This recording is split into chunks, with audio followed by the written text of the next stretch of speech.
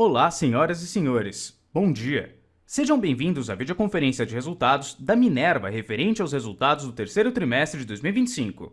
Estão presentes hoje conosco o Sr. Fernando Galete de Queiroz, diretor-presidente, e o Sr. Edson Ticle, diretor de Finanças e Relações com Investidores. Informamos que a apresentação está sendo gravada e traduzida simultaneamente. A tradução está disponível clicando no botão Interpretation. Para aqueles ouvindo a videoconferência em inglês, há a opção de silenciar o áudio original em português, clicando em Mute Original Audio. Além disso, informamos que a apresentação está disponível para download no endereço ri.minervafoods.com, na seção de apresentações. Durante a apresentação da companhia, todos os participantes estarão com o microfone desabilitado. Em seguida, daremos início à sessão de perguntas e respostas. Para fazer perguntas por áudio, clique no ícone de Q&A e digite seu nome e companhia. Ao ser anunciado, uma solicitação para ativar seu microfone aparecerá na tela, e então você deve ativá-lo para fazer perguntas. Perguntas em inglês devem ser enviadas apenas por escrito. Para realizá-las por escrito, digite sua pergunta no botão Q&A, seguido de seu nome e companhia. Esclarecemos que eventuais declarações que possam ser feitas durante essa videoconferência são relativas às perspectivas de negócio da Minerva, metas operacionais e financeiras que constituem-se em projeções da diretoria da companhia e que podem ou não ocorrer. Investidores devem compreender que fatores políticos, macroeconômicos e outros fatores operacionais podem afetar o futuro da companhia e conduzir a resultados que diferem materialmente daqueles expressos em tais considerações futuras. Para abrir a videoconferência de resultados do terceiro trimestre de 2025, passo a palavra para o Sr. Fernando Queiroz, diretor-presidente, que iniciará a apresentação. Por favor, Sr. Fernando, o senhor pode prosseguir. Bom dia a todos e obrigado por participarem da teleconferência dos resultados da Minerva Foods para o terceiro trimestre de 25. A Minerva encerrou o terceiro trimestre de 25 com um sólido conjunto de resultados operacionais e financeiros, reafirmando a consistência e a disciplina na execução da nossa estratégia de negócios. Novamente, a companhia demonstrou que a diversificação geográfica é um pilar fundamental na execução operacional e comercial do nosso modelo de negócios, reduzindo o risco e maximizando a capacidade de arbitragem, além de fortalecer a nossa estratégia corporativa como a maior exportadora de carne bovina na América do Sul. Nesse terceiro TRI de 25, registramos uma receita bruta recorde de 16,3 bilhões de reais, com um EBITDA também recorde de 1,4 bilhões e margem EBITDA de 8,9%. No acumulado dos últimos 12 meses, encerrados em setembro, a receita bruta também foi recorde, totalizando cerca de 54,4 bilhões. O EBITDA atingiu 4,6 bilhões, o maior patamar já registrado pela companhia para um período de 12 meses. No terceiro TRI de 25, concluímos com êxito o processo de integração dos novos ativos adquiridos, etapa que originalmente estava prevista para ser finalizada apenas no final do ano. Essa antecipação reflete a eficiência operacional e o forte comprometimento da nossa equipe na captura e materialização das sinergias esperadas. O processo de integração foi conduzido de forma estruturada e aderente à nossa cultura organizacional, permitindo a consolidação do modelo de gestão e a uniformização dos processos administrativos, industriais, comerciais e financeiros. Como resultado, alcançamos um novo patamar de receita e de resultados operacionais, registrando recordes históricos que reforçam a solidez da nossa estratégia e a resiliência do nosso modelo de negócios. Mais adiante, o Edson irá detalhar como foi a evolução da performance dos novos ativos nesse quase um ano de integração. Vamos agora voltar a falar da nossa performance no terceiro TRI de 25, passando para o slide 2. Começando pela receita bruta, como mencionei anteriormente, alcançamos 16,3 bilhões de reais no terceiro trimestre e 54,4 bilhões de reais no acumulado dos últimos 12 meses, ambos representando recordes históricos para a companhia. As exportações responderam por 61% da receita bruta consolidada no trimestre e 58% no acumulado dos últimos 12 meses, encerrado em setembro. Esse resultado reforça a relevância das exportações como um dos principais valores operacionais da Minerva Foods e evidencia mais uma vez nossa capacidade de arbitragem entre mercados e o acesso eficiente a uma ampla base de destinos por meio da nossa plataforma produtiva na América do Sul. Além do mercado externo, vale ressaltar também que no mercado interno nossas operações também se beneficiam da capacidade de arbitragem entre origens, e que nos permite otimizar margens e maximizar a rentabilidade. A diversificação geográfica da Minerva Foods, que integra unidades em diferentes países da América do Sul, amplia significativamente nossa flexibilidade operacional. Um exemplo disso é a operação do Paraguai, que além de atender mercados importantes como Estados Unidos, Chile e Taiwan, também contribui no atendimento da demanda doméstica brasileira de forma competitiva e eficiente, reforçando a integração regional e a complementariedade entre as plataformas produtivas. Essa dinâmica reforça a solidez do nosso modelo de negócio e a capacidade da companhia de capturar valor tanto no mercado externo quanto no mercado interno. Falando agora sobre a rentabilidade operacional, o EBITDA do terceiro trimestre também alcançou um patamar recorde de 1,4 bilhões de reais, com margem EBITDA de 8,9%.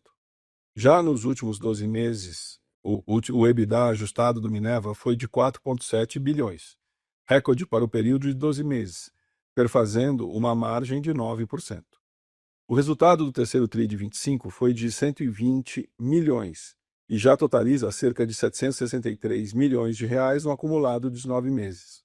Por fim, falando da nossa estrutura de capital e considerando a performance pro forma de um mês dos novos ativos, encerramos o trimestre com uma expressiva redução da nossa alavancagem líquida, que alcançou 2,5 vezes dívida líquida EBITDA, sendo o menor nível desde 2022. Esse resultado está em linha com o nosso compromisso contínuo de aprimorar a estrutura de capital da companhia e reforça a disciplina financeira que norteia nossa gestão. Ainda falando do nosso balanço, nesse terceiro trimestre, seguimos com uma sólida posição de caixa de 14,9 bilhões de reais. Mais à frente, o Edson vai entrar um pouco mais em detalhes quanto à performance financeira. Vamos passar para o slide 3 e iniciar o detalhamento da performance operacional. Seguindo com os destaques do trimestre, em mais uma iniciativa de gestão de passivos financeiros, realizamos a 17ª emissão de debêntures no montante total de 2 bilhões de reais, reforçando nossa posição de caixa e contribuindo para o contínuo aprimoramento da nossa estrutura de capital. Também tivemos o exercício do bônus de subscrição proveniente do aumento de capital, totalizando um montante de 30 milhões de reais em julho e setembro. Vale ressaltar que restam ainda 187,5 milhões de bônus de subscrição, representando 969,3 milhões de reais e que devem beneficiar o caixa da companhia ao longo dos próximos anos. Por fim, seguimos em nossa estratégia de gestão de passivos financeiros e anunciamos ontem a recompra e o efetivo cancelamento de 76 milhões de dólares relativo ao bonde de 2031. No total, ao longo de 2025, a companhia recomprou e cancelou 385 milhões de dólares, perfazendo 2,3 bilhões relativo aos bondes de 2028 e 2031. Uma iniciativa que reforça nosso compromisso com uma estrutura de capital mais equilibrada e eficiente, reduzindo o custo financeiro e fortalecendo a flexibilidade do balanço. Falando agora dos destaques de sustentabilidade, divulgamos recentemente o nosso 14º relatório de sustentabilidade, referente ao ano base de 24. Esse relatório, que é assegurado por auditorias independentes e alinhado com os principais padrões internacionais, reflete de forma transparente o compromisso da Minerva Foods com a agenda ESG e com a criação de valor sustentável em toda a nossa cadeia. Ele reúne os avanços e resultados do último ano, reforçando a integração da sustentabilidade à nossa estratégia de negócios e as decisões do dia a dia da companhia. Também divulgamos o relatório de bem-estar animal, documento que traz dados de nossas operações globais, incluindo a cadeia de fornecimento de animais e matéria-primas terceiras de origem animal. O conteúdo destaca políticas de procedimentos e avanço das metas estabelecidas em compromisso com o tema. No campo da rastreabilidade, atingimos 100% de conformidade na auditoria socioambiental das compras de gados nas operações do Paraguai, pelo 6º ano consecutivo. Esse resultado demonstra nossa posição de vanguarda no quesito rastreabilidade do setor. No programa Renove, consolidamos o progresso da aplicação dos protocolos de baixo carbono e carbono neutro em propriedades do Brasil, Uruguai e Paraguai, com apoio de auditorias externas e validação do balanço de carbono em cada propriedade. Evoluímos também junto à nossa subsidiária MyCarbon, com avanços significativos em projetos de geração e comercialização de crédito de carbono, com novas parcerias e mais de 145,7 mil hectares, onde realizamos diagnósticos detalhados nas práticas agropecuárias, avaliando o potencial e as oportunidades do desenvolvimento de projetos de carbono. Vamos passar para o slide 4 e falar um pouco da performance por origem desse terceiro trimestre. Na parte superior do slide, temos o detalhamento da receita bruta por destino no terceiro TRI de 25. A Ásia liderou com 28% de participação da receita bruta, com destaque para a China com 17%. Em seguida, vem o NAFTA, que representou 25% da nossa receita no período, sendo os Estados Unidos o principal destino da região, com 21%. Lembrando que esse destaque no nível de receita dos Estados Unidos se deve principalmente ao impacto da venda dos estoques direcionados ao mercado norte-americano nos trimestres anteriores. Na sequência, temos as Américas, que responderam por 24% da receita bruta, com o Brasil representando 17% e o Chile 6%. Gostaria de destacar também a importância do mercado interno, que mantém uma participação consistente na composição da nossa receita. O fortalecimento contínuo da nossa marca e a expansão da capilaridade no mercado doméstico têm reforçado nossa presença junto aos consumidores, consolidando o crescimento sustentável das operações locais. Nos gráficos abaixo à esquerda, temos o desempenho das exportações das nossas operações de carne bovina dentro do terceiro TRI de 25. A Ásia foi o principal destino, representando 45% da receita de exportação no trimestre, com destaque para a China, que respondeu por 36%. Em segundo lugar, veio o NAFTA, com 14% de exportação. Na sequência, tivemos o Oriente Médio, com 11%, a União Europeia, as Américas, a Comunidade dos Estados Independentes e a África, com 3% do share das exportações. Olhando agora para o acumulado dos últimos 12 meses, encerrados no terceiro TRI de 25, a Ásia segue como principal destino com 33% das exportações, sendo a China responsável por 25%. O NAFTA aparece em segundo lugar com 29%, liderado pelos Estados Unidos com 23%. Então, as Américas que representam 12% das exportações, o Oriente Médio 9%, a União Europeia 8%, o Leste Europeu 7% e a África 2% da nossa receita de exportação.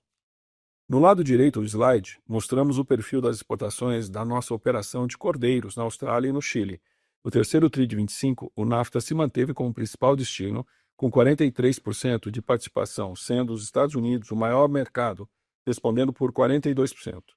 Em seguida, tivemos a Ásia com 27%, a Europa com 19% e o Oriente Médio com 6% das exportações do trimestre. No acumulado dos últimos 12 meses, encerrados no terceiro TRI de 25, o cenário permanece semelhante. O NAFTA lidera com 44% da receita de exportações, seguido pela Ásia com 25%, a Europa com 17% e o Oriente Médio com 7%. Vamos passar para o slide 5 para detalharmos um pouco mais a performance da receita. O mercado externo seguiu como principal protagonista no nosso desempenho. As exportações representaram quase 70% da receita bruta no terceiro trimestre e 64% no acumulado dos últimos 12 meses, excluindo a divisão Outros. Quando olhamos por operação, o Brasil exportou 68% da sua produção no trimestre e 59% nos últimos 12 meses finalizados no terceiro TRI de 25. Já nas operações Latam, ex-Brasil, esse número foi ainda maior, 71%, tanto no trimestre quanto no acumulado. Nas operações de cordeiro, na Austrália e Chile, o cenário foi semelhante. As exportações responderam por 65% da receita bruta no trimestre e 73% no acumulado dos últimos 12 meses. No lado direito do slide, temos a abertura da receita por origem. O Brasil, como reflexo da forte disponibilidade de gado, segue como principal vetor operacional, com 62% da receita bruta no trimestre e 55% nos últimos 12 meses. Em seguida, aparece o Paraguai e o Uruguai, ambos com 10% no trimestre. Já nos últimos 12 meses, o Paraguai representou 12% e o Uruguai 9%. Além disso, a Argentina teve uma participação de 7% no trimestre e 10% nos últimos 12 meses. A Austrália respondeu por 3% no trimestre e 5% nos últimos 12 meses, enquanto a Colômbia participou com 3% tanto no trimestre como no acumulado dos 12 meses. Por fim, a rúbrica Outros, ligado à divisão de trading, representou 5% da receita no trimestre e 6% no acumulado dos últimos 12 meses. Antes de darmos mais detalhes dos destaques financeiros, gostaria de ressaltar o nosso otimismo em relação ao final do ano de 25 e as oportunidades no mercado global de proteína animal. O desequilíbrio entre oferta e demanda segue criando um ambiente favorável para os exportadores sul-americanos de carne bovina. Como temos destacado nos últimos trimestres, esse cenário é resultado principalmente das restrições impostas pelo ciclo pecuário em importantes regiões produtoras. Enquanto a América do Sul mantém o avanço da produção e amplia seus volumes de exportação, mercados relevantes enfrentam limitações de oferta diante de uma demanda interna ainda bastante resiliente. Esse movimento tem sustentado preços elevados e impulsionado as importações, especialmente originados em nosso continente. Na China, observamos um terceiro trimestre marcado por fortes volumes de importação, impulsionados tanto pelas preparações para o Ano Novo Chinês, quanto pelo ciclo da pecuária local, que começa a pressionar a produção doméstica de carne bovina e, assim, naturalmente, abre espaço para os produtos internacionais. Como temos discutido nos últimos trimestres, seguimos com restrições no mercado americano, com o rebanho ainda pressionado e notório impacto na produção doméstica de carne bovina, um cenário que deve persistir pelos próximos anos. E mais recentemente, a Europa também começou a ser impactada pelo desequilíbrio na oferta global de carne bovina. Importantes produtores na região, como França, Alemanha, Irlanda e Polônia, começam a apresentar dificuldades com o rebanho e a produção doméstica. E isso já começa a ser percebido no movimento das exportações. A conjuntura global de demanda por carne bovina segue favorável mesmo diante das incertezas geopolíticas, o que gera perspectivas positivas para os exportadores do nosso continente. Nesse contexto, a Minerva Foods se destaca pela sua capacidade de arbitragem entre mercados, o que reforça a nossa posição competitiva nesse ambiente de alta volatilidade. Por fim, antes de passar a palavra, gostaria de destacar que a nossa estratégia de diversificação geográfica segue sendo um dos grandes diferenciais da Minerva Foods. Ela nos permite mitigar risco, responder com agilidade às mudanças do mercado e manter a competitividade mesmo em um ambiente global desafiador. Essa solidez estratégica sustenta a consistência dos nossos resultados, reforça a nossa visão de futuro, uma visão em que acreditamos ser plenamente possível conciliar produção em larga escala com preservação ambiental, inovação tecnológica e geração de valor. Vou passar agora a palavra ao Edson para que ele possa falar um pouco mais sobre os destaques financeiros do trimestre. Obrigado, Fernando. Vamos agora para o slide 6, onde vamos discutir um pouco a performance dos novos ativos. Aliado ao nosso compromisso de conferir maior transparência às operações dos novos ativos, desde o quarto TRI de 24, a gente tem detalhado e segregado a performance de volume e receita entre os ativos base da Minerva e os novos ativos adquiridos. Nesse trimestre, o Brasil seguiu como principal destaque, com uma receita consolidada de 10 bilhões de reais, sendo novos ativos responsáveis por 3,6 bilhões. Já na Argentina, a receita bruta consolidada foi de 1,2 bi, com as novas plantas contribuindo com 278 milhões. No Chile, a nova planta de ovinos na Patagônia apresentou uma receita de 31 milhões de reais. Os outros países seguem o curso normal das operações, visto que não ocorreram mudanças na base de ativos. Consolidando todas as nossas origens, totalizamos 16,3 bilhões de receita bruta no terceiro TRI de 25, uma alta de 80%, sendo que 11,5 bilhões são referentes aos ativos históricos da Minerva e 4 bilhões, aproximadamente, referente aos novos ativos. Como o Fernando ressaltou no início da apresentação, concluímos nesse terceiro TRI de 25 o processo de integração de forma antecipada, quando nossa expectativa inicial era um processo que levaria entre 15 e 18 meses. E a gente conseguiu finalizar a integração em menos de um ano. E eu quero ressaltar também que a conclusão desse ciclo, antes do prazo inicialmente previsto, reflete a qualidade do planejamento implementado, nos permitindo seguir um cronograma claro, objetivo, com marcos bem definidos e riscos devidamente mapeados, o que naturalmente contribuiu para que a companhia conseguisse avançar com celeridade no processo de desalavancagem. Vamos agora para o slide 7, dar um pouco mais de detalhe dos ativos novos. Nós preparamos para o call de hoje um slide novo destacando algumas métricas relacionadas à performance normalizada dos novos ativos, ou seja, após a conclusão de todo o processo de integração. Então, no lado esquerdo do slide, a gente tem o resultado dos últimos 4 trimestres dos novos ativos, com as operações do Brasil atingindo 3,6 bilhões de receita bruta no terceiro TRI 25 e 8,2 bilhões no LTM. Já na Argentina, a gente totalizou 268 milhões de reais no TRI e 914 milhões no LTM. E por fim, a gente tem no Chile, que encerrou o trimestre com 31 milhões de reais e 82 milhões de reais no LTM. Ou seja, no total, os novos ativos contribuíram com uma receita bruta de 3,9 bilhões nesse terceiro TRI de 25 e acumularam 9,2 bilhões nos últimos 12 meses. Como o Fernando já mencionou, nesse terceiro TRI a gente conclui o processo de integração. Setembro foi o primeiro mês dos novos ativos performando dentro da normalidade, ou seja, com indicadores operacionais e financeiros e comerciais, em linha com a base histórica de ativos do Minerva. Dessa forma, o quarto TRI 25 será o primeiro trimestre totalmente normalizado após a integração, sem ramp-up de plantas, com mix de vendas adequado e sem a necessidade adicional de capital de giro ou quaisquer investimentos adicionais nos novos ativos. Bom, dito isso, nós fizemos um exercício quanto à expectativa de performance do terceiro TRI para os novos ativos, com o nível de operação tal qual setembro, ou seja, com a integração efetivamente concluída e com o nível de operação normalizado.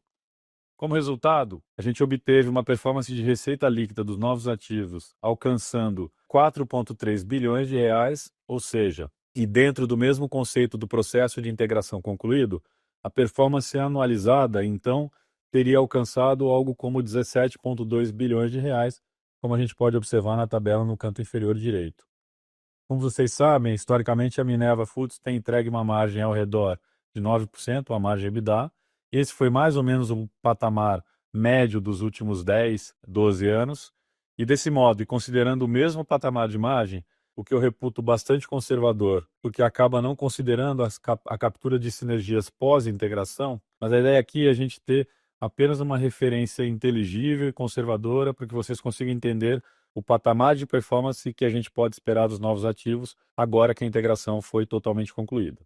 Então, voltando à discussão, utilizando o patamar histórico de margem EBITDA ao redor de 9%, isso implica um EBITDA trimestral da ordem de 388 milhões de reais para os novos ativos, o que chega em alguma coisa perto de 1,6 bilhões de reais em EBITDA anualizado, o que é ligeiramente superior à nossa expectativa inicial de EBITDA. Vocês devem lembrar bem lá em 2023, quando a gente anunciou a aquisição, que a expectativa era que os novos ativos entregassem um EBITDA ao redor de 1,5 bilhões, e tudo isso incluindo as operações de Uruguai, que, como vocês sabem, não foram aprovadas pelo regulador e, portanto, não integram a performance atual dos novos ativos. Então, com esses números, eu queria chamar a atenção dos senhores para a gente discutir e avaliar o valor pago nessa aquisição, alvo de tanta polêmica e de tanto debate nos últimos 24 meses. Muitos disseram que foi caro, mas agora, à luz da performance que a gente conseguiu extrair dos novos ativos, me parece que essa métrica tornou-se bem mais atrativa. A gente tem aqui dois exercícios para tentar endereçar esse ponto. O primeiro, a gente considera como valor dos ativos aquilo que foi efetivamente acordado em contrato, ou seja, 1,5 bilhões de down payment inicial, remanescente de 5,3 bi quando da conclusão, e efetivo pagamento realizado em outubro de 24. Assim, se a gente considerar 6,8 bilhões como valor total dos ativos, o múltiplo de aquisição foi da ordem de 4,4 vezes EBITDA. A gente também pode partir para uma abordagem mais conservadora e considerar o impacto caixa relativo à aquisição. Ou seja, o firm value desses novos ativos, ele acaba refletindo, além dos valores citados acima e acordados em contrato, da ordem de 6,8 bilhões, também desembolsos adicionais com juros e ajustes de capital de giro de cerca de 350 milhões de reais, totalizando assim 7,1 bilhões de reais em firm value. E assim, o múltiplo da transação, conservadoramente, teria atingido algo como 4,6 vezes EBITDA. Historicamente, o múltiplo da Minerva, nos últimos 5, 6 anos, ele tem oscilado ao redor de 5 a 5 vezes e meia firm value EBITDA. Então, assim, me parece que fica bastante óbvio que, mesmo sob a ótica estritamente financeira, desconsiderando todo o caráter estratégico da aquisição, a gente realizou uma aquisição atrativa, que gera valor para a companhia, accretive, dado o desconto claro que a gente tem entre o múltiplo histórico da Minerva e o múltiplo que foi pago em dois cenários aí que a gente acabou de demonstrar. Vale ressaltar que, evidentemente, dada a complexidade do nosso setor e o tamanho da aquisição, a gente também está falando de um movimento que contempla outros drivers estratégicos de geração de valor, como, por exemplo, captura de sinergias ao longo do tempo, o que deve expandir e melhorar a performance e pressionar ainda mais o múltiplo de aquisição, tornar a atratividade dessa aquisição ainda maior. Em resumo, a aquisição dos novos ativos, ela além de ter sido positiva e de gerar valor sob a ótica estritamente financeira, tratou-se de um movimento estratégico decisivo que reforçou nossa liderança e expande significativamente a nossa capacidade de arbitragem nesse mercado. Quando olhamos para o futuro, bastante otimistas, certos de que as sinergias de nossas operações e a integração bem-sucedida desses ativos continuarão a gerar valor substancial e crescimento sustentável para a companhia ao longo dos próximos anos. Vamos agora voltar à discussão de resultados do trimestre e passar para o slide 8 para falar sobre receita líquida e EBITDA. Vamos começar pela receita líquida, que alcançou 15,5 bilhões no terceiro tri de 2025, mais uma vez um recorde histórico para um trimestre. Esse valor representa um crescimento de 82% na comparação anual e 11% em relação ao trimestre anterior. No acumulado dos últimos 12 meses encerrados em setembro, a receita líquida totalizou 51,3 bilhões, também o maior patamar já registrado para um período analisado. Aqui vale sinalizar que a gente já está dentro do guidance de receita líquida de 2025 e que foi divulgado no início do ano, que compreende um intervalo de 50 a 58 bilhões de reais de receita líquida para o ano fechado de 2025. Falando agora sobre rentabilidade, o EBITDA do terceiro TRI de 25 foi de 1,4 bilhões, o maior valor já alcançado em um trimestre, representando um crescimento de 71% em relação ao mesmo período do ano passado e de 7% em relação ao segundo TRI de 25, com margem EBITDA de 8,9%. Eu quero destacar aqui a excelência na execução operacional e financeira que a Minerva tem entregue nos últimos trimestres, mesmo diante de um cenário global extremamente complexo e muito volátil. No acumulado dos últimos 12 meses, o EBITDA consolidado, considerando o efeito pro forma de um mês dos novos ativos, totalizou 4,7 bilhões de reais. Eu queria ressaltar novamente que a gente registrou uma performance operacional positiva, em linha com o nosso patamar histórico de rentabilidade, resultado da consistência do nosso modelo de negócio, em particular os benefícios da nossa estratégia de diversificação de risco, de arbitragem e de diversificação geográfica, um fator crítico para a resiliência da nossa performance operacional e financeira, especialmente no ambiente de elevada volatilidade. Passando agora para o slide 9, vamos falar de alavancagem financeira. A gente encerrou o trimestre com uma melhora expressiva na nossa alavancagem líquida. Ela recuou de 3,16 vezes para 2,5 vezes no indicador dívida líquida EBITDA dos últimos 12 meses. Esse resultado reflete basicamente dois fatores fundamentais. Primeiro, obviamente, o desempenho operacional consistente, com o EBITDA que segue atingindo níveis históricos, com recorde de performance, tanto no trimestre quanto no acumulado do ano. Um resultado que reflete não apenas o momento positivo no mercado global de carne bovina, mas também a integração e a efetiva contribuição dos novos ativos, escalando o nível de receita e EBITDA, permitindo captura de sinergias, maior nível de eficiência operacional e diluição de custos. E então, como consequência, a gente tem o segundo componente que contribui para a forte compressão da alavancagem líquida, que foi a expressiva geração de caixa livre no terceiro TRI de 25, que contribuiu de forma significativa para a redução da dívida líquida, confirmando a eficiência da nossa gestão financeira e o foco contínuo na conversão de resultados em caixa. Em conjunto, esses fatores evidenciam o compromisso da companhia com a eficiência operacional, disciplina financeira e a criação de valor de longo prazo para os nossos acionistas. A trajetória de desalavancagem reforça a solidez do nosso balanço e a consistência da nossa estrutura de capital cada vez mais equilibrada e sustentável. Vamos agora para o próximo slide, falar de resultado líquido e fluxo de caixa operacional. A gente teve um resultado líquido positivo de 120 milhões nesse trimestre. No acumulado do ano, o lucro líquido já alcança 763 milhões de reais. Nos últimos 12 meses, refletindo o impacto não caixa da variação cambial do final de 2024, o resultado líquido segue negativo na ordem de 804 milhões de reais. Passando agora para o lado direito do slide, podemos ver o fluxo de caixa operacional no trimestre. Foi positivo em 3,4 bilhões de reais, com o acumulado dos últimos 12 meses totalizando cerca de 6,3 bilhões de reais em caixa operacional.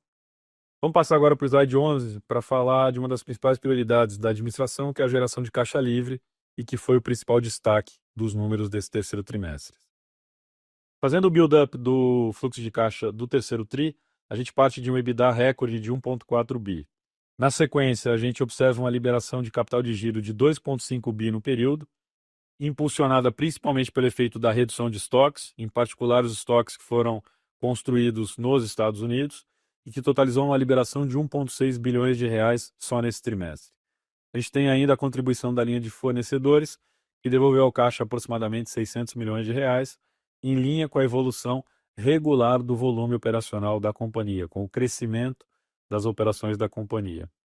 Como a gente mencionou no trimestre anterior, a manutenção de estoque em território norte-americano fez parte de uma estratégia tática e se mostrou bastante acertada. Em função da política tarifária vigente no país, os volumes já internalizados não sofreram incidência plena de impostos, o que gerou um benefício direto sobre nossa receita e fortaleceu a competitividade dos produtos da Minerva no mercado local. Dando continuidade ao build-up do fluxo de caixa, a gente registrou um capex de aproximadamente 340 milhões, concentrado em investimentos de manutenção e em alguns projetos de expansão orgânica das operações.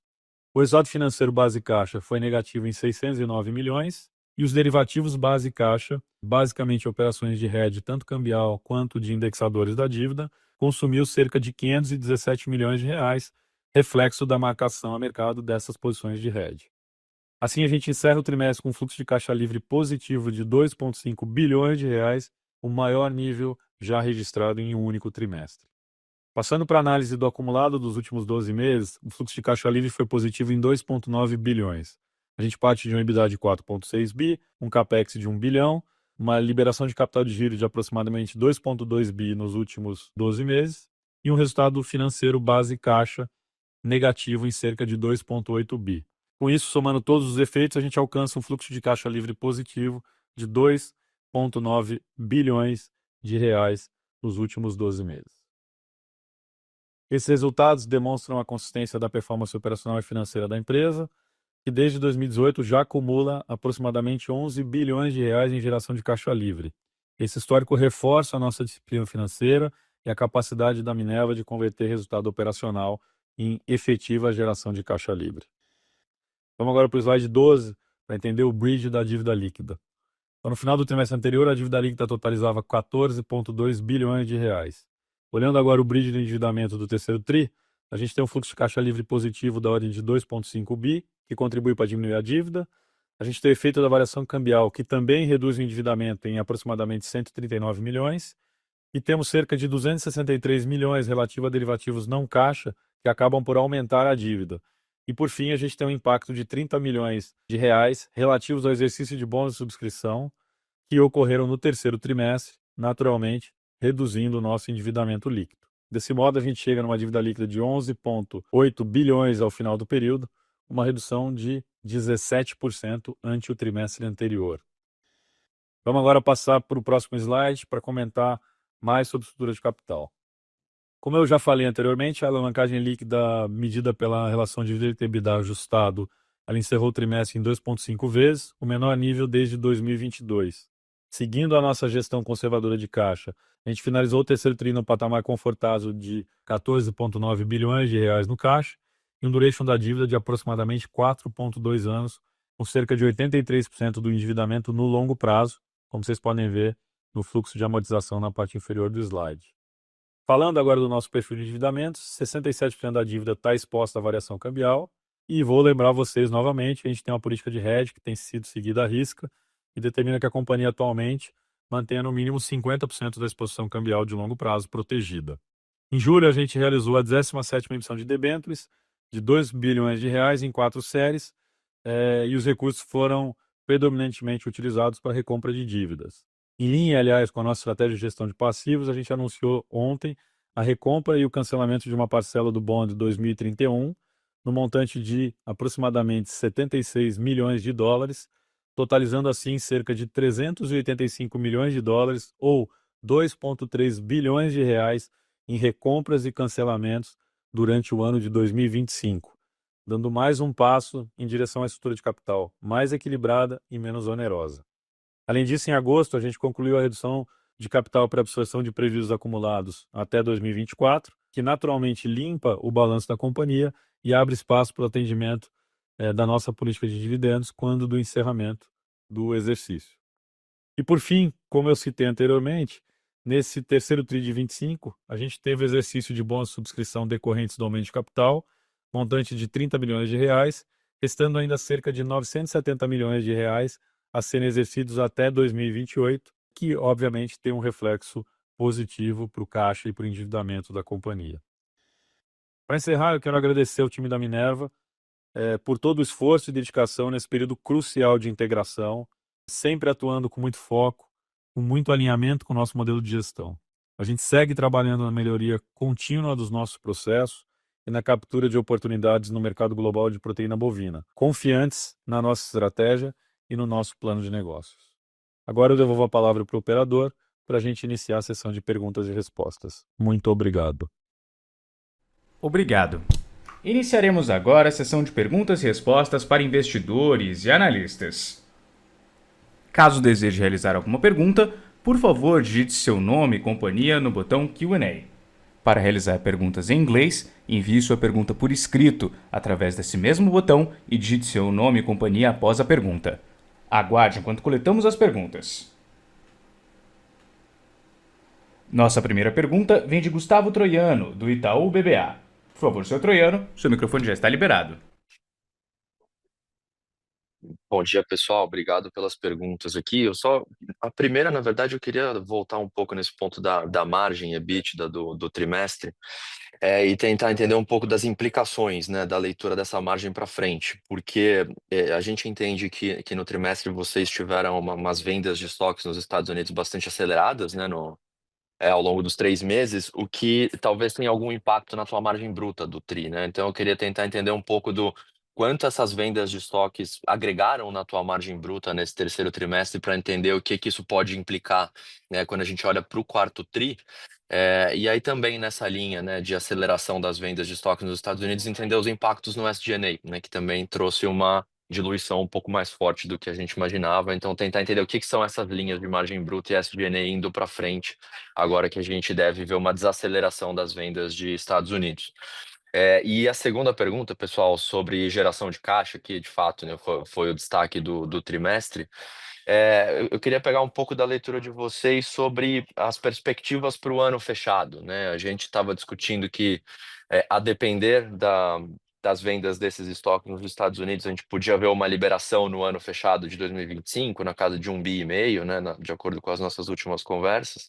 Queria entender se depois desse trimestre essa leitura permanece, talvez pendendo mais, né, para essa ponta de 1,5 bi de liberação de capital de giro no ano, ou se tem alguma nova variável nessa equação que mude um pouco a perspectiva de vocês para o ano fechado. Obrigado, pessoal.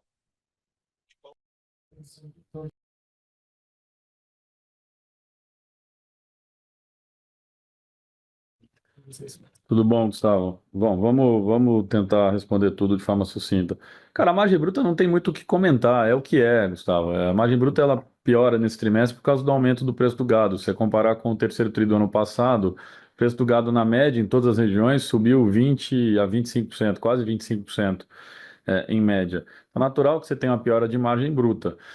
O que eu acho que a gente devia focar é o fato da companhia estar ganhando escala e, a despeito da queda da margem bruta, a gente ter tido uma diluição ainda maior dos custos das despesas de SG&A. Elas ficaram num patamar pouco abaixo de 10% da receita líquida. Se você lembrar, isso girava ao redor de 14%. E a gente acha que esse patamar de 10% é o patamar ótimo para frente. Ela ficou um pouco abaixo disso, exatamente porque a gente teve uma venda um pouco acima do normal dos estoques, que acabou contribuindo para aumentar um pouco mais a receita e diluir mais os custos, mas numa situação mais normalizada, esse SG&A deve rodar perto de 10%. Não tem nenhum comentário muito diferente da margem bruta. Olhando para frente, se você olhar o que está acontecendo nos preços, os preços estão mais ou menos estáveis, o gado está um pouquinho mais alto, portanto, olhando de hoje, a margem bruta que a gente está olhando nas nossas projeções semanais estão mais ou menos alinhadas com o que a gente viu no terceiro trimestre.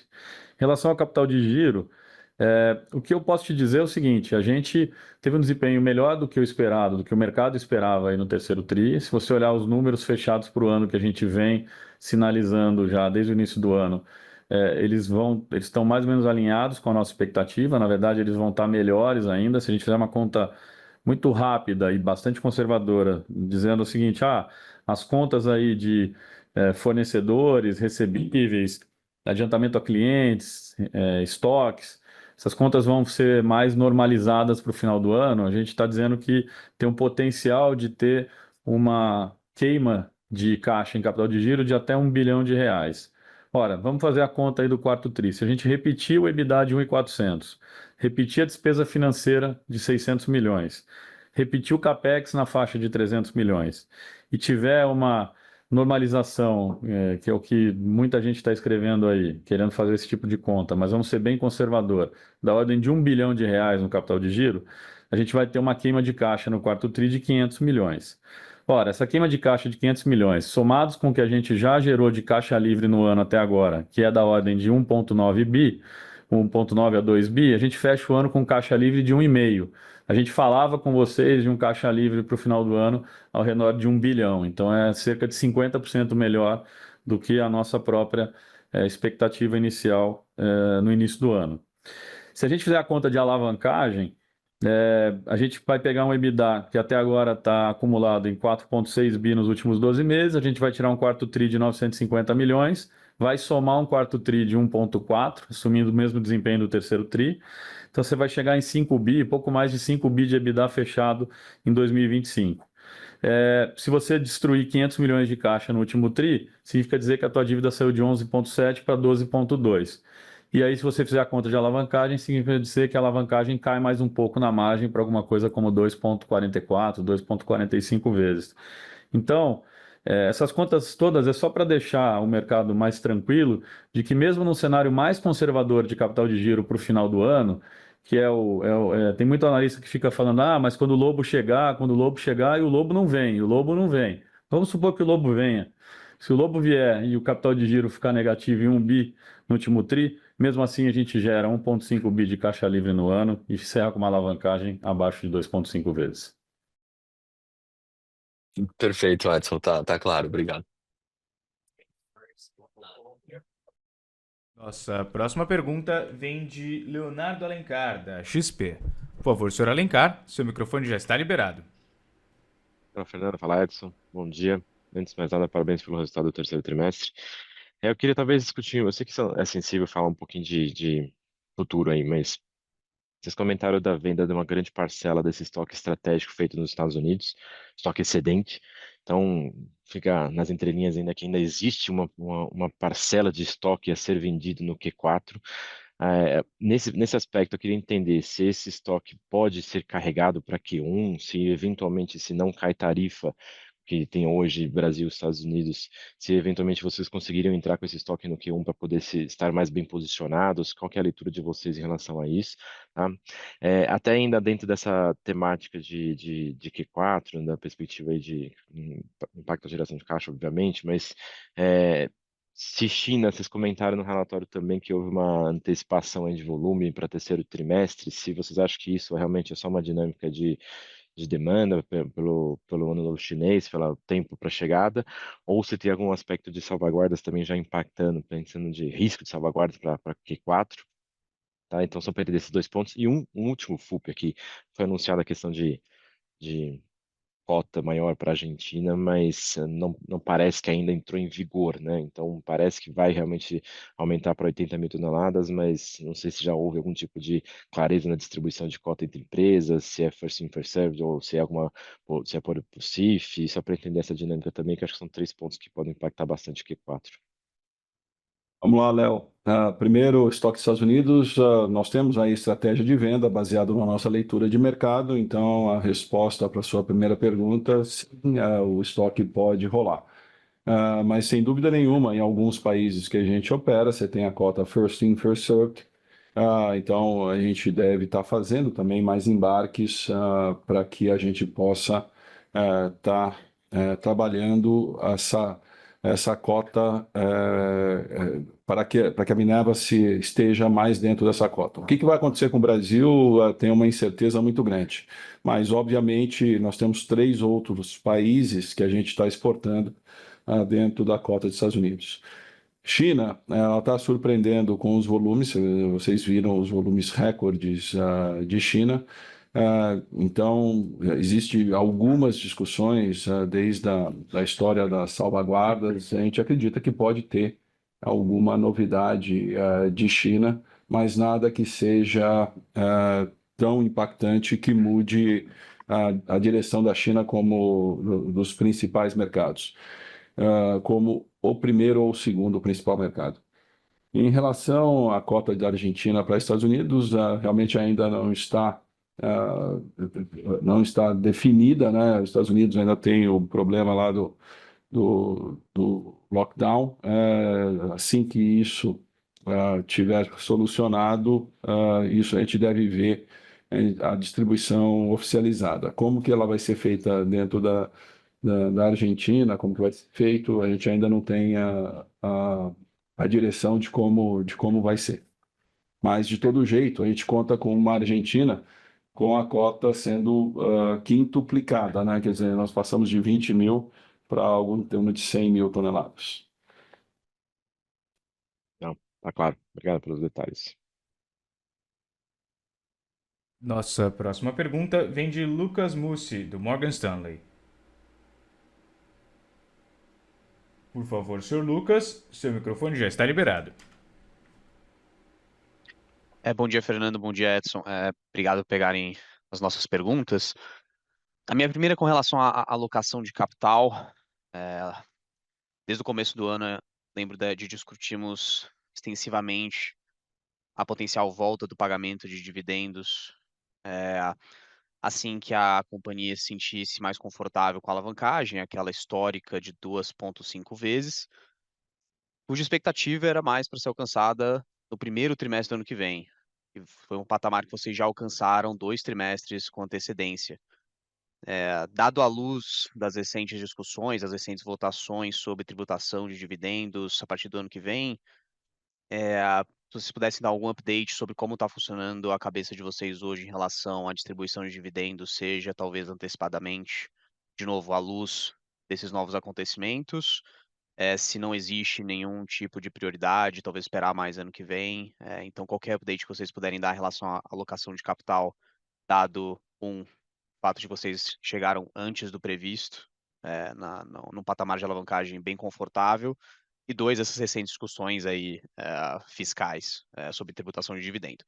A minha segunda pergunta é sobre China também. A China foi com certeza um dos grandes drivers aí do terceiro trimestre, a gente vê isso nos dados da indústria, uma demanda muito forte, mas ao mesmo tempo também vemos relatos de que grande parte desse crescimento aí no terceiro trimestre versus o segundo foi muito relacionado a uma antecipação, a um stock build-up de importadores na China por conta de medo de potenciais medidas tomadas em relação à salvaguarda. É, e que no quarto trimestre potencialmente teria uma grande desaceleração. Então, só queria ouvir mais de vocês, como é que vocês estão vendo demanda na China no curtíssimo prazo, se é isso que vocês veem na carteira de vocês, se uma demanda realmente deu uma desacelerada grande olhando para o quarto trimestre, ou se parece muito mais ruído do que qualquer outra coisa. Essas são minhas duas perguntas, pessoal. Muito obrigado. Bom dia, obrigado, Lucas. Cara, o dividendo é o que a gente falou no último trimestre, né? A gente vai ter essa discussão com o conselho quando a gente tiver o balanço fechado do ano de 2025. Você sinalizou bem, a gente chegou no patamar de alavancagem que nos permite uma política mais flexível de dividendos 2, 3 trimestres antes do que a gente esperava. Então, no curso normal das coisas, a gente faz a discussão assim que tiver o balanço fechado e toma a decisão. Se a alavancagem realmente estiver dentro da política, a gente vai cumprir a política como a gente já largamente comunicou. Em relação a mudanças tributárias, eu queria dizer que a companhia também já está preparada para se tiver alguma mudança e a gente achar que faz sentido fazer a antecipação dessa distribuição por uma mudança de contexto tributário que, vale dizer, ainda não aconteceu, está em curso, está em discussão, mas nada de concreto ainda.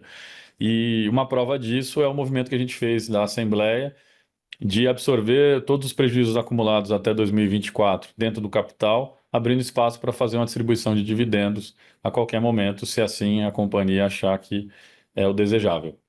A China eu vou passar para o Fernando. Lucas, sem dúvida nenhuma, você teve uma antecipação.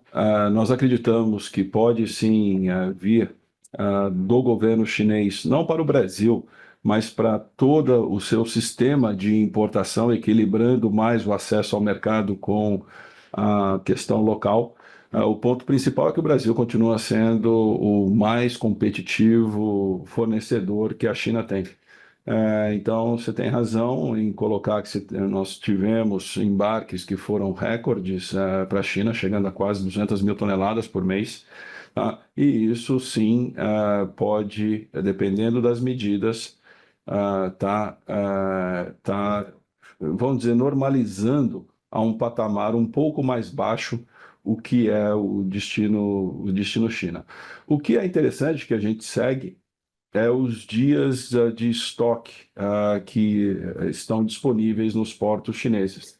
Eles continuam num patamar muito baixo mesmo com os recordes de importação.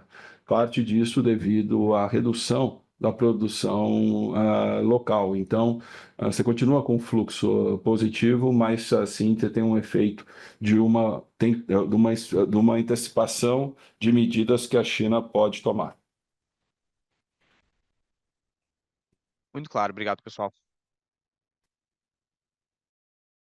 Nossa próxima pergunta vem de Guilherme Palhares, do Santander. Por favor, senhor Palhares, seu microfone já está liberado. Bom dia, Fernando. Bom dia, Edson. Duas perguntas a grau de balanço. Edson, a gente viu um avanço importante na linha de convênios. Vocês colocaram ali com custo médio de 1,54 ao mês, né? E queria tentar entender um pouco da sua cabeça em relação a essa linha, dado que a gente teve outras emissões de debêntures mais recentes aí que estavam rodando mais ou menos 113 do CDI, me parece que tem uma diferença de custo aí, então eu queria ouvir um pouquinho da estratégia aí de convênio versus uma estrutura um pouco mais longa. E a segunda, só para a gente tentar entender um pouquinho, a gente teve mais uma liberação de capital de giro vindo das linhas ali de antecipação de clientes, da trading de energia e da trading de BIF. Queria tentar só entender um pouquinho do que é o recorrente disso do ponto de vista de estrutura de balanço. Obrigado. Cara, o custo do convênio a gente coloca como informativo, mas o custo, na verdade, não é meu, o custo é repassado para o meu fornecedor. Acho que essa é uma falha de compreensão grande aí que existe. Eu acabo compensando esse custo financeiro na compra da matéria-prima, no desconto que eu recebo no preço da matéria-prima por estar fazendo o pagamento para o meu cliente.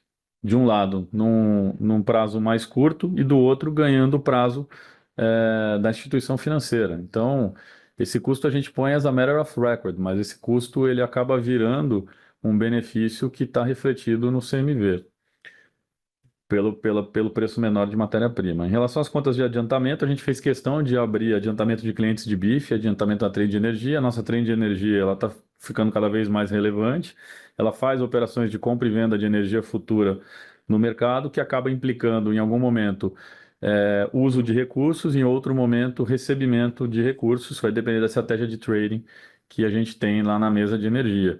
Nesse trimestre, o grande responsável por aumentar essa conta essas outras contas a pagar, e a gente fez questão de abrir tudo, foi exatamente a trade de energia, que fez aí ao redor de 500 a 600 milhões de reais de vendas futuras de energia com recebimento à vista. Essas operações da trade de energia, elas são operações mais de longo prazo, então elas são mais estáveis. Uma vez essa operação fechada, são operações que têm duration de 3 anos. Então é um caixa que vai ficar e que não vai sair. As operações de BIF, como eu já falei várias vezes, elas têm a ver com o nosso mix de venda. China aumentando mais, China a gente tem uma política de crédito de exigir pré-pagamento. Então é natural que você tenha um pouco mais de recursos adiantados na medida em que a China ganha participação no nosso share. E também tem que lembrar que a companhia cresceu 80% top line de um ano para o outro. Mesmo assim, se você fizer uma conta por dias de faturamento, as contas de adiantamento de BIF, ela tem um histórico aí ao redor de 22, 23 dias. Elas estão hoje em 26 dias, então elas não estão muito além do que seria o padrão histórico. O que ela está adicional é porque na margem a China está ganhando share em relação aos outros mercados.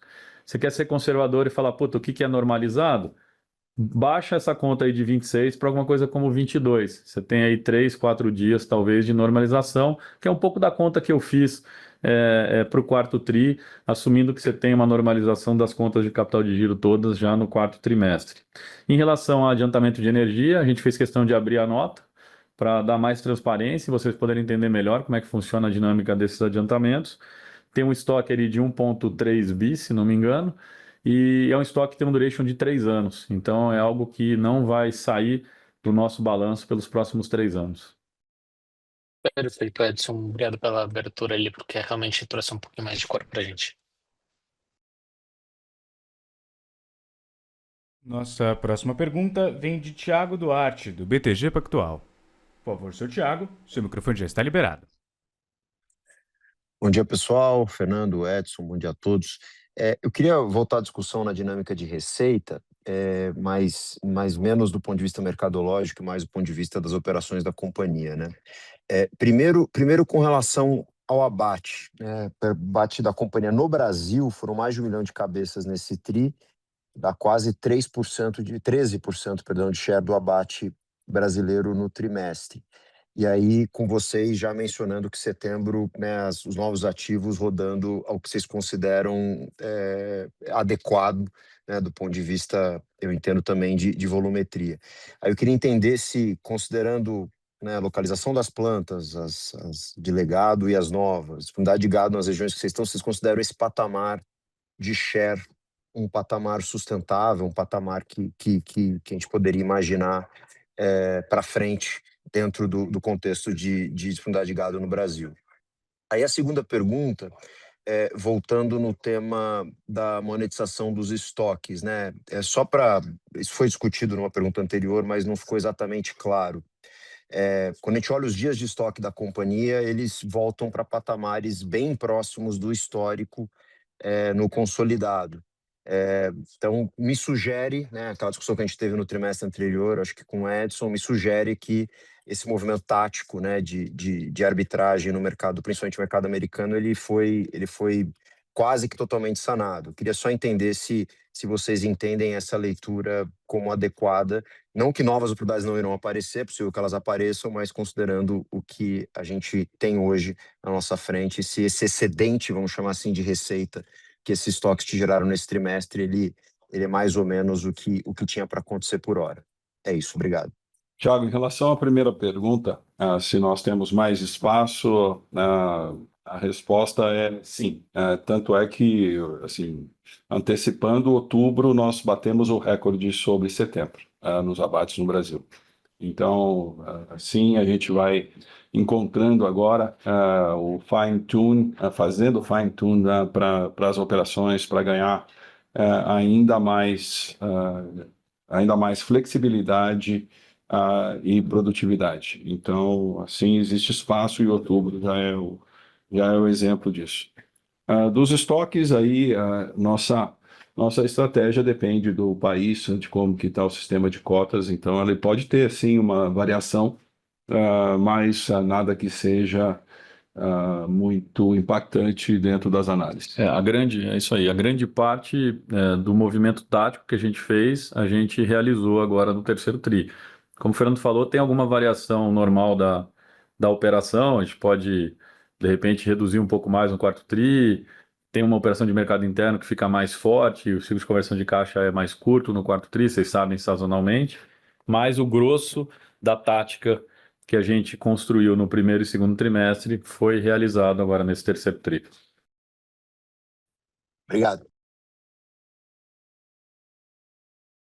Lembrando mais uma vez, para fazer perguntas por escrito, pressione o botão Q&A e digite seu nome e companhia. Para fazer perguntas por áudio, clique no botão Q&A e digite seu nome e companhia.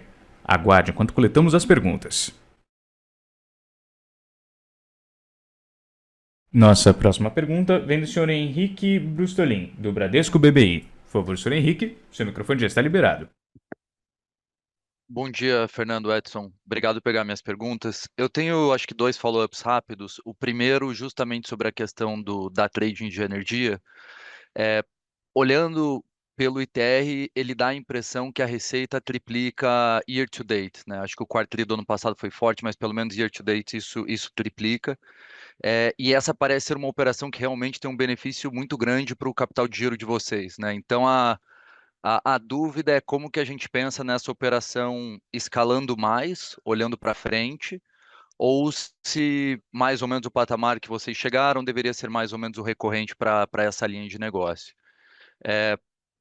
E a segunda, só para aproveitar, se vocês pudessem comentar um pouco como que vocês estão vendo as dinâmicas especificamente no Uruguai e no Paraguai, né? A gente viu preços realizados bastante fortes no trimestre, Então para entender um pouco como que vocês veem a perspectiva desses dois mercados, acho que olhando para frente. Obrigado. Cara, essa conta ela não triplica, ela sai de 600 milhões para alguma coisa como um bi 300. Esse é o patamar, vamos dizer, não vou dizer máximo, mas é um patamar que vai ficar pelos próximos 3 anos. Não espere grandes variações para cima nem para baixo nessa conta, não. Pode manter, pensar nela estável nesse nível, como eu falei, pelo duration médio das operações, que é alguma coisa como 3 anos. Sobre Uruguai, Paraguai, vamos incluir aí Argentina, Colômbia, tirando o foco só de Brasil, você está tendo. A carne bovina está se tornando cada vez mais uma commodity mais global. Esse aumento de preço que nós vimos em todos os locais, ele reflete a escassez, especialmente do hemisfério norte. E isso é a nossa grande tese. Você vai ter oscilações de mercado, você vai ter mercados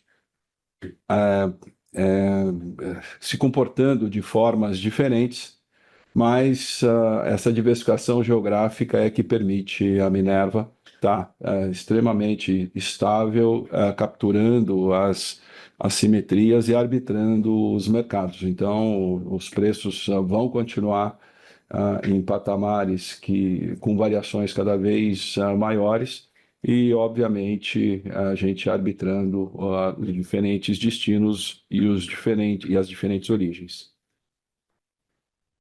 Tá ótimo. O comentário do triplicado só, Edson, era a receita da comercializadora, não adiantamentos. Adiantamentos fica claro que não é tanto, mas está super claro. Obrigado. Encerramos neste momento a sessão de perguntas e respostas. Agora, gostaria de passar a palavra para o Sr. Fernando para as considerações finais da companhia. Caindo 10%. Obrigado, pessoal. Obrigado por participar da conferência de resultados da Minerva. Aqui eu queria dar um especial parabéns para a nossa equipe, que nós conseguimos fazer a integração dos ativos em tempo recorde. Isso veio através de muito planejamento, de uma clareza dos papéis, de um trabalho multifuncional. Cada uma das novas unidades foi apadrinhada por uma unidade existente da Minerva, que fez com que a cultura, os processos, o sistema de gestão fossem mais rapidamente absorvidos. O segundo ponto de destacar é esse cenário cada vez mais de escassez no hemisfério norte. Estados Unidos ainda não começou a retenção de fêmeas, Europa com uma carência muito grande, vão ficar muito de olho na Europa, a Europa vai ser um grande destino, tá? Vai crescer bastante, deve crescer bastante, né, nesse próximo ano, e isso mostra que a nossa força e a assertividade da estratégia do Minerva de estar na América do Sul, sendo a América do Sul a principal plataforma. E para completar isso, nós estamos vendo um movimento de preços na Austrália subindo numa velocidade bastante grande. Então, só vem reforçar a competitividade que nós temos nessa região que tem como vocação principal essa produção de soft commodities, mas em especial de carne bovina. A gente está à disposição de vocês para qualquer dúvida, para qualquer questão que vocês queiram levantar. Obrigado.